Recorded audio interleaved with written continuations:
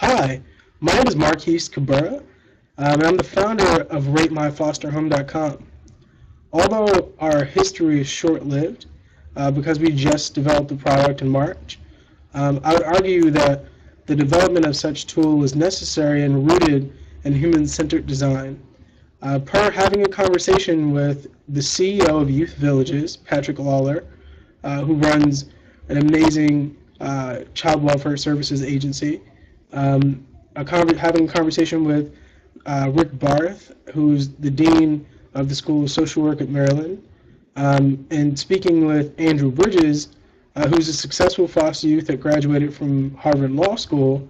A common thread read, in order to understand what's going on in foster homes and to improve them, we must understand what's going on in real time. However, this mechanism does not currently exist. So, I had learned about that and I was super interested. And then one day I was talking to my sister, haphazardly, and she's soon to matriculate into university. And we were talking about RateMyProfessor.com. And so I thought, why not remix the idea and the concept and create RateMyFosterHome.com? So at Code for America's Code Across event, we developed the tool, which is in its prototype and MVP phase currently.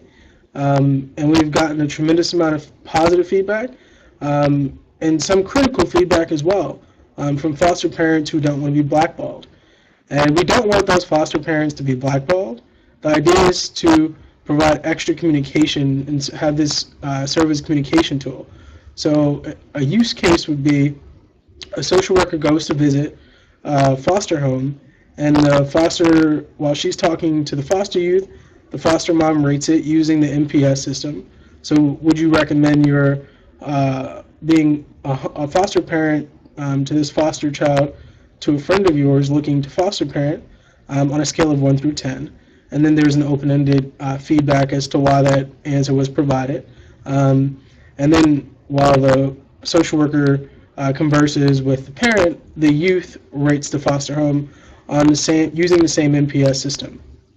And what ultimately that would do, and then the social worker upon leaving would rate the home, and an aggregate of their score forms a change mechanism. So if it falls between a 1 and a 5, a social worker would follow up weekly with that foster home to understand what was going on and how to best increase the satisfaction between the foster youth and the foster parents so that disruptions don't occur.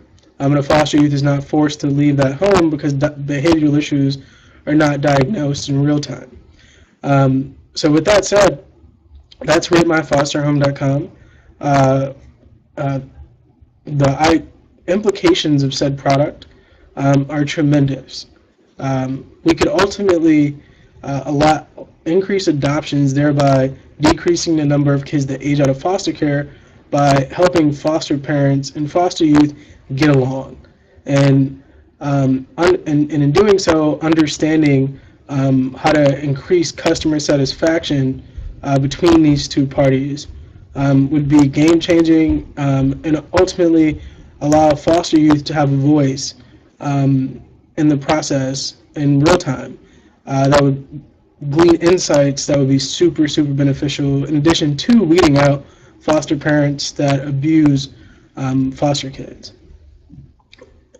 We're applying to Fast Forward, and I heard about it through Ted Gonder, who was a recipient, and he was my roommate at Opportunity Nation a couple years back. And I love the concept. We're essentially a small tech startup that is just getting going. And we were incubated by Foster Skills, which is sort of our parent company, but we want to be spun out as an independent organization. And we thought, what better way to get involved in the nonprofit Tech for Good community. And so we're super, super excited about applying to Fast Forward. And we're looking forward to hopefully meeting some of you folks and receiving the same support that you guys provided to MoneyThink and helping them to launch on the national stage and get more fiscal support as well. Thank you for listening to this.